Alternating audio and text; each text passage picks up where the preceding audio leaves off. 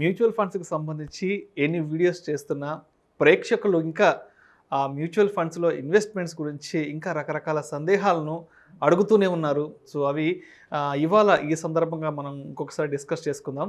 అసలు మ్యూచువల్ ఫండ్స్లో systematic investment plan చేయాలంటే మినిమం ఎంత అమౌంట్తో స్టార్ట్ చేయాలి, మ్యాక్సిమం ఎంత అమౌంట్ వరకు చేసుకోవచ్చు, అదేవిధంగా ఎన్ని సంవత్సరాల కాల పరిమితి అనేది ఉంటుంది, అంటే 20 ఏళ్ళ 30 ఏళ్ళ 40 ఏళ్ళ ఎన్నేళ్ళ కాల పరిమితి ఉంటుంది.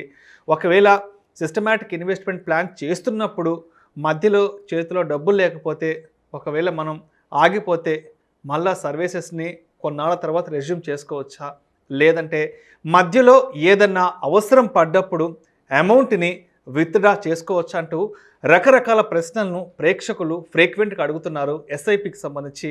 సో ఇవాళ ఈ సందర్భంగా మన ప్రేక్షకులకు మరొకసారి దీని గురించి క్లారిటీ ఇవ్వగలరని కోరుకుంటున్నాను. నమస్తే విష్ణు గారు, మంచి క్వశ్చన్ అడిగారు విష్ణు గారు. మన ఇన్వెస్టర్స్కి మెయిల్ చేయడానికి విష్ణు గారు, ఎస్ఐపి అంటే సిస్టమాటిక్ ఇన్వెస్ట్మెంట్ ప్లాన్ అంటే క్రమానుగుణంగా నెల ఆర్ వీక్లీ కట్టేదాన్ని ఎస్ఐపి అంటారు విష్ణు గారు. అయితే జనరల్గా అన్ని ఏఎంసీస్, ఎక్కువ ఏఎంసీస్ 500 ఆఫర్ చేస్తున్నాయి విష్ణు గారు. కొన్ని ఏఎంసీస్ అంటే మ్యూచువల్ ఫండ్ సంస్థలు మంత్లీ 100 రూపీస్తో కూడా 100 రూపాయలతో కూడా 100 రూపాయలు మినిమం 100 రూపాయల నుంచి 100 రూపాయలతో కూడా స్టార్ట్ చేయొచ్చు. నేనేమంటానంటే విష్ణు గారు, 100 రూపాయలైనా పర్వాలేదు, మీరు mutual funds, equity mutual funds start చేస్తే 100 రూపాయలతో కూడా 30 నుంచి 40 కంపెనీలో పార్ట్ ఓనర్షిప్ వస్తుంది. మారుతి కంపెనీలో కానీ, హెచ్డిఎఫ్సి బ్యాంక్లో కానీ, తర్వాత ఇన్ఫోసిస్లో కానీ, టీసీఎస్లో, అంటే లార్జ్ క్యాప్ ఒకవేళ తీసుకుంటే పెద్ద కంపెనీలో ఎంతో కొంత పార్ట్ ఓనర్షిప్ వస్తుంది. అంటే మ్యూచువల్ ఫండ్స్ ప్రజలకు అందించే మహాద్భుతమైన మేలు కొన్ని కంపెనీస్లో ఓనర్షిప్. సో కనీసం 100 రూపాయలతో అయినా ఇనిషియేట్ అనేది తీసుకోమంటున్నాను విష్ణు గారు. ఒక్క అడుగుతో ప్రారంభించమంటారు. ఒక్క అడుగుతో స్టార్ట్ చేయండి, వేల మైళ్ళు ప్రయాణించవచ్చు. ఎగ్జాక్ట్లీ చాలా చక్కని మాట అది. ఒక్క అడుగు స్టార్ట్ చేయండి విష్ణు గారు. లంసమ్ అనుకోండి విష్ణు గారు, ఒకటేసారి స్టార్ట్ చేయాలంటే ఏక మొత్తంలో 5,000 ఒకసారి ఇన్వెస్ట్ చేసి, తర్వాత డబ్బులు ఉన్నప్పుడల్లా 500, 1000 రూపాయలు ఇన్వెస్ట్ చేసుకుంటే వెళ్ళచ్చు. మీ దగ్గర డబ్బులు ఉన్నప్పుడే కనీసం మొత్తం 5,000. కొన్ని సెక్టోరియల్ ఫండ్స్లో 5,000 కంటే తక్కువ కూడా ఉంది. ఓకేనా విష్ణు, 5,000తో స్టార్ట్ చేయొచ్చు. 5,000 రూపాయలతో కూడా మీరు ఒకటేసారి కట్టి 30 నుంచి 40 కంపెనీలో పార్ట్ ఓనర్షిప్ అవ్వచ్చు. అంటే ఇప్పుడు లంసమ్ అని అంటున్నారు కదా, ఇప్పుడు ఎస్ఐపి అంటే నెలకు 500, 1000 రూపాయలు, 2,000, 3,000. ఈ లంసమ్ అనేది మన చేతిలో 1,00,000 రూపాయలు, 2 లక్షలు, లేదంటే 5 లక్షలు ఒక్కసారిగా తీసుకెళ్ళి ఇన్వెస్ట్ చేయడం అంటారు. అంతే విష్ణు గారు, ఒక్కసారిగా కట్టేదాన్ని లంసమ్, ఏక మొత్తంలో కట్టేదాన్ని లంసమ్. అది 50 లక్షలైనా పర్లేదు, ఎంతైనా కట్టవచ్చు. ఓకేనా విష్ణు గారు, అది 5,000 కనీసం మినిమం. లంసమ్ అనేది కనీసం 5,000 నుంచి ఉండాలి. రైట్. కొన్ని సెక్టోరియల్ ఫండ్స్లో కొన్నిట్లో తక్కువ కూడా ఉంది విష్ణు గారు. అయితే 5,500 అనేది పెట్టుకోండి. అయితే విష్ణు గారు, ఇప్పుడు సిప్పు నెల కడుతున్నాం. సపోజ్ మనం నెల కట్టాలంటే మనం బ్యాంక్కి మ్యాండేట్ ఇవ్వాలి. నా అకౌంట్లో నుంచి కట్ చేయండి అని మ్యూచువల్ ఫండ్కి మనం మ్యాండేట్ ఇస్తాం.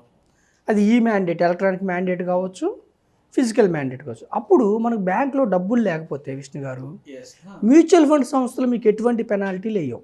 అంటే మన అకౌంట్లో ఉండాల్సిన మినిమం బ్యాలెన్స్ అనేది, అంటే మనకి సొంతంగా మన వ్యక్తిగత ఖాతా ఏ బ్యాంకులో అయితే ఉంటుందో దాంట్లో మినిమం బ్యాలెన్స్ లేకపోతే ఆ ప్రాసెస్ ఎలా ఉంటుంది?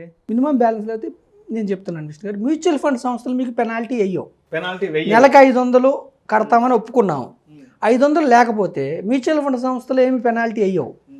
కానీ బ్యాంకుకి మనం మ్యాండేట్ ఇచ్చాం, ఏమని, నా అకౌంట్ నుంచి 500 కట్ చేయమని.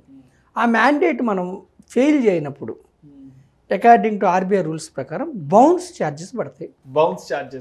బ్యాంక్ వాళ్ళు మనకి బౌన్స్ ఛార్జెస్ వేస్తారు. బ్యాంక్ వైపు నుంచి మ్యూచువల్ ఫండ్ కంపెనీస్ నుంచి కాదు. మ్యూచువల్ ఫండ్ కంపెనీ నుంచి మీకు ఎటువంటి ఛార్జెస్ ఉండవు. కాకపోతే ఆ మంత్ మీరు 500 కడితే 30 నుంచి 40 కంపెనీలో షేర్లు కొనటం ద్వారా మనకి యూనిట్స్ వస్తాయి కదా మ్యూచువల్ ఫండ్లో, ఆ యూనిట్స్ మనకి జమ కావు. ఓకేనా విష్ణు గారు, అంటే మనకి సంస్థ నుంచి పెనాల్టీ ఉంటుంది కానీ బ్యాంక్స్ నుంచి పెనాల్టీ ఉండదు. సపోజ్ ఒక ఇన్వెస్టరు సిప్ స్టార్ట్ చేశాడు, అతనికి మధ్యలో ఆర్థిక సమస్యలు వచ్చినాయి అనుకోండి విష్ణు గారు, సిప్ని ఒక 3 నెలల్లో పాస్ చేసుకోవచ్చు, ఆప్ పెట్టుకోవచ్చు.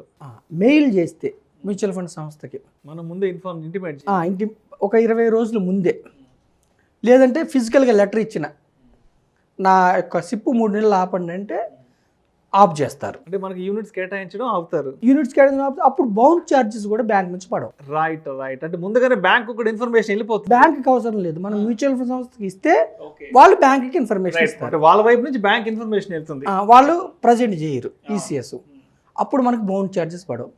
3 నెలలు కాదు విష్ణు గారు, ఇప్పుడు కోవిడ్ టైంలో జాబ్స్ పోయినాయి కొంతమందికి, ఎక్కువ కాలం ఒక 6 నెలలు 1 year ఆపుకోవాలంటే సిప్ ఆపుకోవచ్చు. ఇలాగే మెయిల్ ద్వారా కానీ ఫిజికల్ లెటర్ ఇస్తే కానీ ఆగిపోతుంది.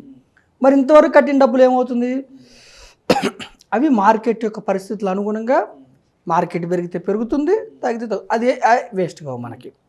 ఇంకోటి ఏంటంటే విష్ణు గారు, సపోజు సిప్ పెంచుకోవచ్చా, మన ఆర్థిక పరిస్థితి బాగుంది పెంచుకోవచ్చు, మ్యాండేట్ మళ్ళీ ఎక్కువ 500 కట్టేది 1000 చేసుకోవచ్చా, చేసుకోవచ్చు. సిప్ తగ్గించుకోవచ్చా, తగ్గించుకోవచ్చు. కంప్లీట్గా ఆపుకోవచ్చా, ఆపుకోవచ్చు. పాస్ చేసుకోవచ్చా, చేసుకోవచ్చు.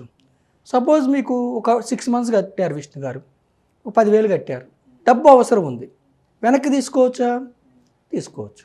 ఒక్క locking period ELSS and retirement funds, children benefit funds, ఈ 3 తప్ప మిగతా ఏ ఫండ్స్లో కూడా మీరు ఎప్పుడైనా డబ్బులు వెనక్కి తీసుకోవచ్చు, ఉండదు. మిగతా 1-2 స్కీమ్స్ తప్ప జనరల్గా మీరు వెనక్కి డబ్బు అవసరం ఉన్నప్పుడు వెనక్కి తీసుకోవచ్చు. T+3 అంటే 4 working daysలో మీకు అకౌంట్లో వైట్ మనీ క్రెడిట్ అవుతుంది.